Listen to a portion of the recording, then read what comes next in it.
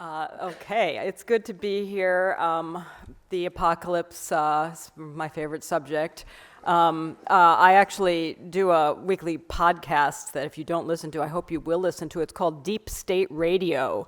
You can find it on iTunes and all the usual places you can find podcasts, and it's become a running joke in that podcast that I spend all of my time deep in a missile silo or a hardened bunker of some sort, because I spend so much of my time talking about my various ways in which horrifically awful things could happen. So I'm quite delighted to find myself at a conference in which we're spending our whole day on that subject. And I'm joking about it, but I'm actually quite serious. I am stunned. I live in Alexandria, Virginia, right outside of Washington, D.C. I spend my time inside the Beltway, and it's quite stunning to me how cavalier, at least in that inside the Beltway world, we have become about some of just the existential threats to human civilization. I hear people tell me all the time with complete seriousness things like, well, we've had nuclear weapons for more than 70 years now, and we haven't had a nuclear apocalypse yet, so I think that shows that we've really learned how to manage this. And I think, no, it doesn't. It just shows that we haven't blown ourselves up yet. 70 years in the grand sweep of human history is the blink of an eye. It shows us nothing whatsoever. And I think that trying to find a way to feel these threats in our bones is absolutely critical to beginning to create the legal architectures, and even more important, I'm going to talk about this, the bureaucratic and cultural architectures that minimize the likelihood that we do indeed end up with some sort of catastrophic outcome. But let me just take a step from the more profound back to the mundane. I'm going to try to really quickly run through several different questions. One, are there legal constraints against a presidential first use of nuclear weapons? Two, should there be legal constraints? Three, are there practical constraints? Are there bureaucratic, cultural constraints separate from those legal constraints, if any? And then actually the fourth part of my talk has the title, Some Random Thoughts. So we'll get to the random thoughts after that. So number one, are there clear legal constraints against a presidential nuclear first use? Notwithstanding my dear friend Bruce Ackerman, I would have to say no, there aren't. And what I mean by that is that although there are certainly strong arguments that we can make about the War Powers Act, about the constitutional balance of power between Congress and the presidency, and so forth, that partly because of the reasons that Bruce was suggesting towards the end of his talk, they tend to be outweighed by the arguments made by smart lawyers sitting in the White House and the State Department and so on, and that which ends up meaning that there is no actual legal bar in practice. And let me give an example, and I think this is what Bruce was talking about towards the very end, and I hope he'll say more about this in the questions. The decision to use force in Libya under the Obama administration, you will not find a president more committed in theory to the rule of law than President Obama was. Certainly, I think it's a sharp contrast to our current situation. And yet, in part due to some forum shopping and so on and so forth, despite what seemed like a rather clear prohibition on using force without congressional authorization through the War Powers Act and so forth, the Obama administration did precisely that because Harold Koh, my friend and Bruce's, made a series of arguments about the ways in which bombing from the sky did not count as a deployment of U.S. troops and so on and so forth, and we used force anyway, and there was no consequence. Nobody impeached Obama. There were a few sort of noises made in the press. People like us made noises. Nothing happened. So I don't think, much as we would like to say, when Bruce says things like the president cannot use force in North Korea without congressional assent, I think the asterisk to that cannot, unfortunately, is, well, he sort of can, because we can't stop it. And we don't have the mechanisms that exist to translate that in some neat, simple, automatic way into stopping it. You would think it should be enough to say, gee, Mr. President, the text here is pretty clear. You can't do that. And yet it turns out no. There's also, and I won't talk about what I know my colleague John Burroughs here will be talking about in a few minutes, the international law framework. There's no unambiguous international legal prohibition on the use of nuclear weapons. In 1996, for instance, the International Court of Justice issued an advisory opinion on nuclear weapons and came to the not terribly satisfying conclusion that although the use of nuclear weapons would be, quote, generally contrary to international law, that the court cannot conclude definitively whether the use of nuclear weapons would be lawful or unlawful in an extreme circumstance. In other words, a whole lot of, gosh, don't ask us, guys. So is there a legal constraint? Part one, not really. Not the kind that you would like to have for matters of this level of significance. Two, should there be a legal constraint? Hell yeah. And I think Elaine Scarry's book, The Nuclear Monarch, I think says this much better than I can. I think in all kinds of ways, both on the level of textualism, when you think about the text of the Constitution itself, when you think of the text of existing legislation, but also when you think more deeply about norms, about what does it mean to have a democracy, why do we have this Constitution in the first place? Yes, investing this level of world-destroying power in the hands of one or even a few is deeply and profoundly counter to any vision certainly the framers of the American Republic could ever have conceived of, and I think would have been utterly horrifying to them.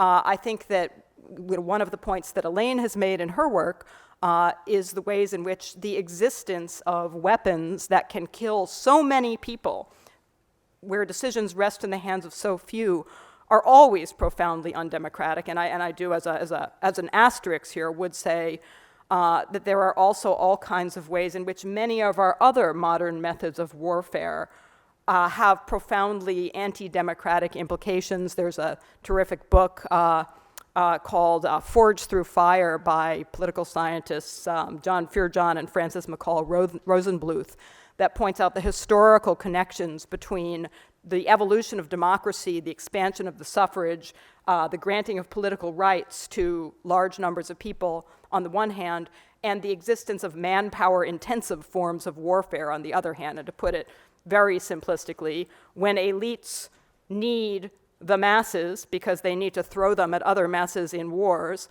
then they trade off by granting rights to ordinary people. When forms of warfare are high-tech, et cetera, don't require a lot of human beings to go out and get themselves killed, you tend to have the opposite effect, that you get a contraction of democracy. And I do think that we face similar threats when it comes to things like autonomous weapons or drone warfare and so forth. If you don't need to say to the population of the nation, you need to risk your lives, then you can make, if you are a political leader, you can make decisions much less democratically and much less responsibly. So let me shift to, are there practical constraints on a presidential first use of nuclear weapons? And here I think the answer is some, but not quite as many as, it's a slender read.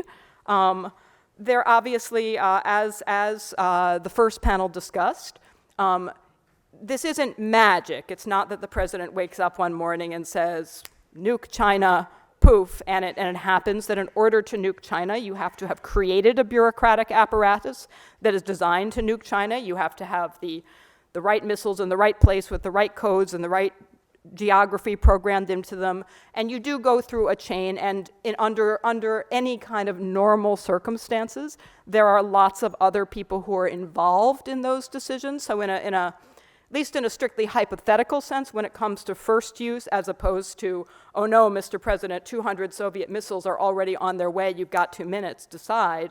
At least when it comes to first use, yes, lots of people would probably be involved in those decisions, and there is a possibility, and indeed I think when it comes to the use of nuclear weapons in North Korea, a strong likelihood that there would be lots of voices very close to the president saying, Mr. President, this is not a good idea, let's talk about this, and trying to slow that down.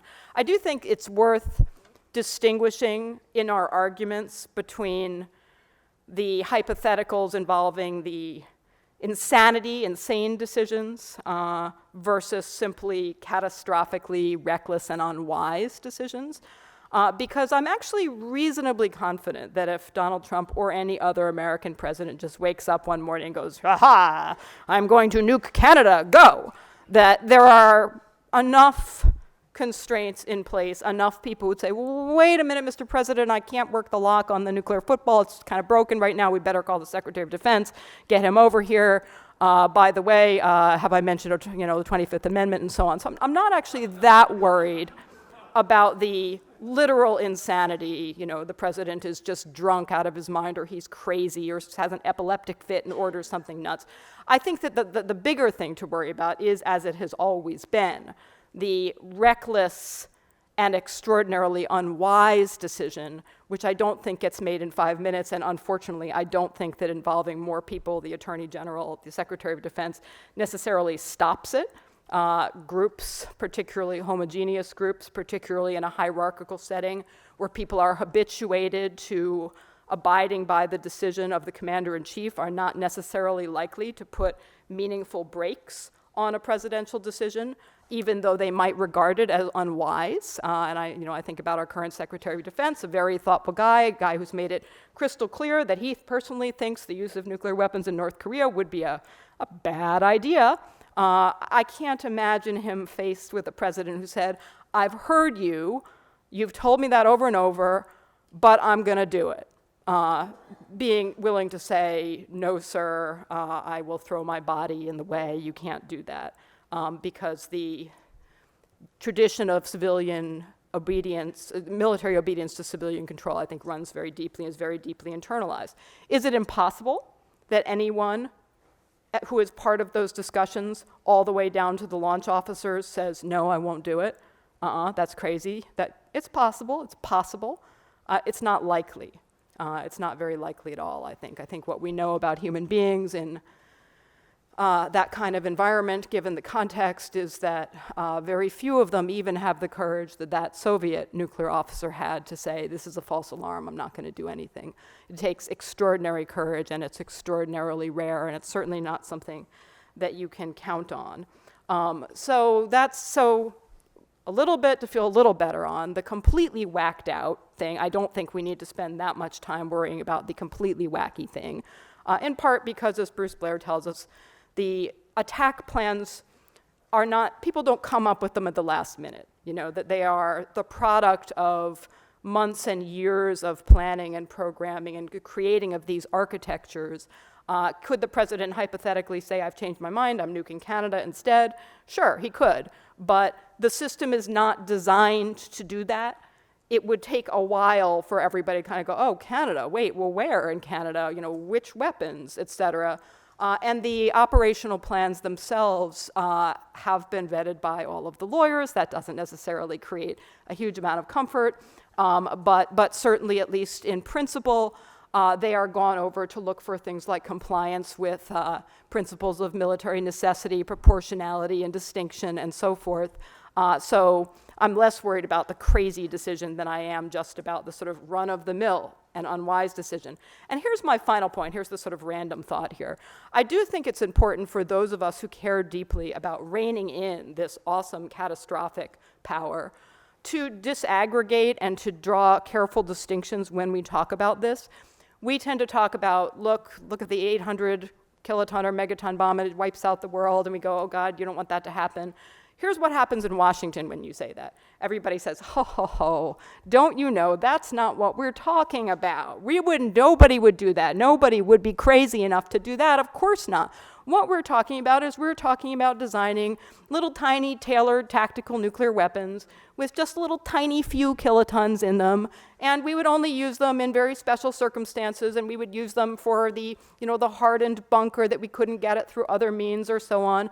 And there's, you have this idea that nuclear weapons are all the same. Well, they're not. We would only think about using the little ones that are very tailored and precise, and so your notion of global catastrophe immediately occurring is just goofy. I think that there is an answer to that, and I think there are many in here who have thought much harder about how to articulate the response to that, and the answer has something to do with the ways in which even a tactical, small-scale, precise use of nuclear weapons runs an unbelievably high risk of escalation, deliberate or inadvertent, and an unbelievably high risk of normalization of the use of nuclear weapons, no matter how inadvertent. But I think it's really important that we make those arguments and not rest our arguments solely on the, but you don't want to blow up the world, do you? Because everybody will say, of course not, that's silly, that's a red herring. Here's what we're really talking about, and you can't just say that they're all the same, you have to grapple with that. And I think that that's absolutely right. So I've got the little time's up thing stuck up here, so I'm gonna bring this to a close. The only thing I will say, coming back to my theme at the beginning about the ways in which we ourselves tend to, you live with a threat for so long that it stops seeming real. But I think that we need to find ways, all of us, and to communicate to all of our friends and neighbors and the people who are not our friends as well. This sense of urgency, it's a little bit like the, those people who, say, oh, I live with the grizzly bears and I can hang out with the grizzlies, or I'm a crocodile tamer, the crocodile won't bite me, I know it. That over time they become so habituated to the presence of this dangerous predator that they tend to forget it's a dangerous predator, and then they get eaten by their grizzly bear, their crocodile, or whatever. I think we're in a similar situation when it comes to these technologies. We're so used to living in the shadow of apocalypse that it stops seeming dangerous to us. But just like the grizzly man or whoever, I think we should never forget that we are living with a dangerous predator, the only difference being that this time the predator in many ways is us.